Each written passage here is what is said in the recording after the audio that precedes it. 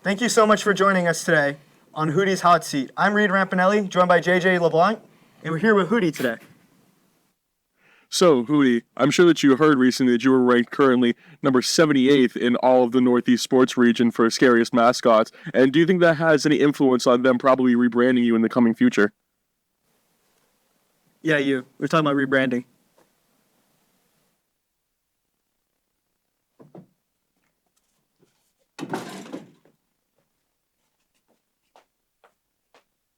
Is that it?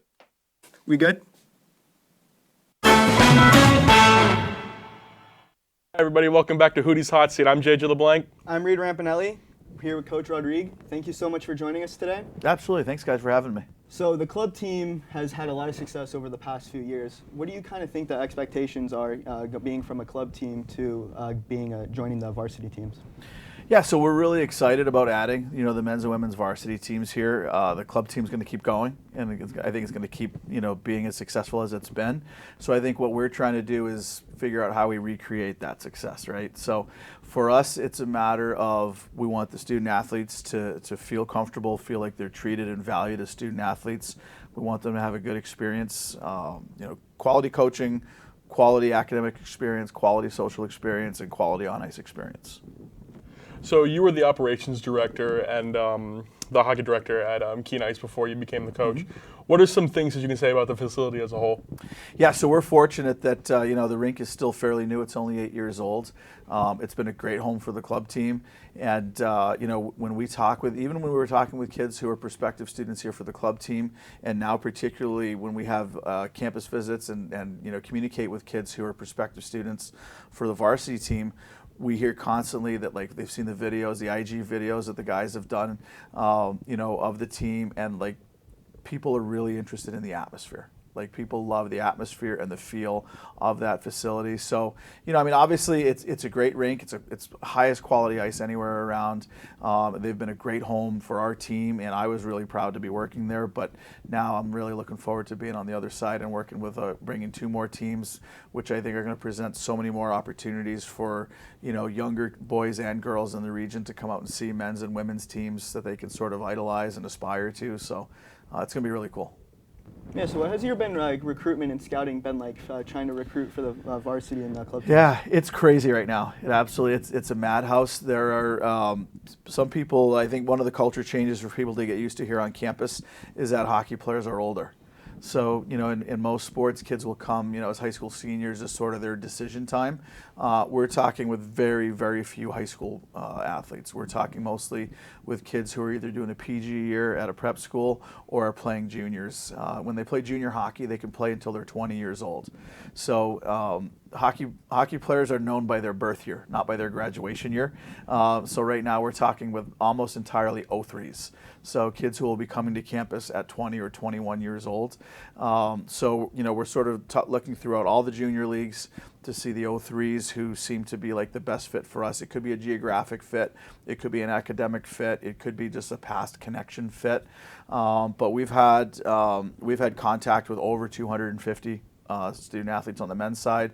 I know Coach Morgan has been absolutely pounding the pavement, has been all over North America on the women's side, scouting different tournaments and showcases. So it's been cool. It's been very cool and very exciting, and we've got a number of commitments that we're really excited about. And now it's crunch time, right? Because there's so many 2003 born hockey players who, for them, their junior clock is expiring. So it's time for them to go to school. They're trying to find spots. Because of the COVID waiver year, this is the last year of that. There's so much, down pressure. So there's so many 03s who potentially could have or maybe should have been playing and been in school last year. There's so many 04s who probably should be going to school this year. That it's like musical chairs, and there really are more rear ends than there are seats available. So it's been great for us that we've been able to showcase the campus, the rink, the downtown, and all of our opportunities that we have here. And it's stressful right now. They want to find a home, and we want to find players. So it's been great, though.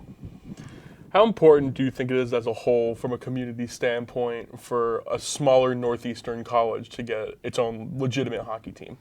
Yeah, like I think people have felt like Keene, is a natural, right? It's the dead nut center of New England. We've been fortunate, particularly since Keene Ice opened a few years ago. Hockey has grown rapidly here. The high schools are strong. The youth hockey program is strong. Even like the adult leagues, the men's and women's leagues here in town have grown. Everything's strong here. We're fortunate that we host some player development camps here in Keene for USA Hockey. And the club team has absolutely killed it, right? Like from a community standpoint, people in town absolutely love the team. They love the players. Like the student athletes we've got on the club team have been absolute rock stars. And so I just think this is a natural progression for us to kind of grow Keene's prominence as a hockey community. So yeah, what should the fans be expecting in this upcoming season for the varsity program and the club team? Yeah, so one of the things I think they should expect is it's going to be a tough ticket to get, right? We've heard from a lot of people who come in and they're like, geez, don't you want more seating in the arena or things like that? This rink is going to have an unreal college hockey atmosphere, and I think people are going to be very surprised that if they wait too long on weeks to get tickets for the men's game or tickets for the women's game, they're going to find that they're going to miss out. So I think that's probably one of the first things they should expect is that this is going to be a ticket seller. And honestly, the hockey is just very fast. It's very exciting. It's very fast. It's very intense. It's just the level of skill on both the men's and women's side, the way it's progressed in the last 10 years, the way skill development has evolved and the way the game is played, it's amazing. It really is. What are some aspects that you want to take from this past season that you saw with the club hockey team and that you want to keep pushing forward with the actual team this year? Yeah, so for us, we want the facilities to be first class, right? Like our club team has, one of the best club hockey locker rooms anywhere, certainly in the Northeast, but probably anywhere around. And it matters, right? Athletes feel special that way, and they perform better in the classroom that way. They enjoy their experience. So that's what we're trying to recreate on the other side of the rink when we build out the expansion for the varsity teams, for them to have their locker rooms. And in terms of what I specifically am hoping that I'm able to bring from the club team to the varsity team, in addition to bringing a few of the club players over to the varsity team, is the culture. The fact that the guys enjoy their experience. And I think that's one of the most important things. Like you guys probably know, the guys practice at about 6:15 in the morning a couple days a week. And on Thursday nights while their friends are walking to the bars, they're driving to the rink to skate at 10:15 at night. Like you've got to really want it, right? You've got to enjoy your experience to be willing to do that. So for us, the question is always, do you have to go to practice or do you get to go to practice? And I think that if we can create a culture of belonging where our guys and the girls on the women's team know that they're welcome and know that they're going to have a good experience, know that they have coaches and faculty and staff and fellow students that care about them, that's the culture we want to create. We want people to leave here because really the best recruiter anywhere is word of mouth. Right? We expect that our first student athletes who come in here are going to be telling their friends that this is unreal, and that's how the whole thing's going to explode. Now, I know the season's ahead in the future, but how do you think your first season is going to go as a team? Yeah, so we're looking forward to it. Honestly, with the athletes we've got coming in, I think we're going to be a good team.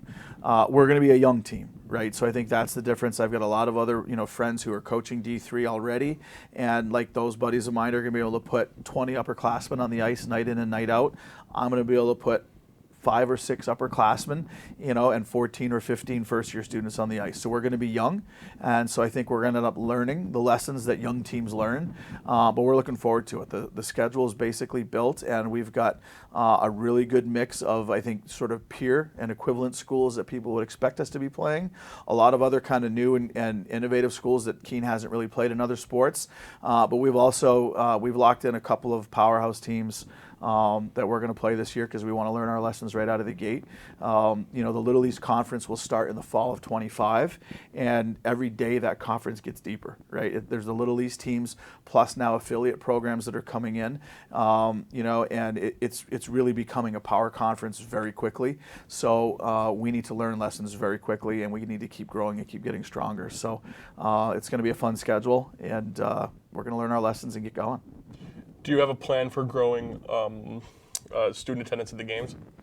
Honestly, I don't think it's going to take a plan. I think it's going to fill. I genuinely expect that both the men's and women's games are going to sell out in that building. Some campuses have arenas that hold 1,000, 2,000, 3,000 kids. This rink holds about 900 people.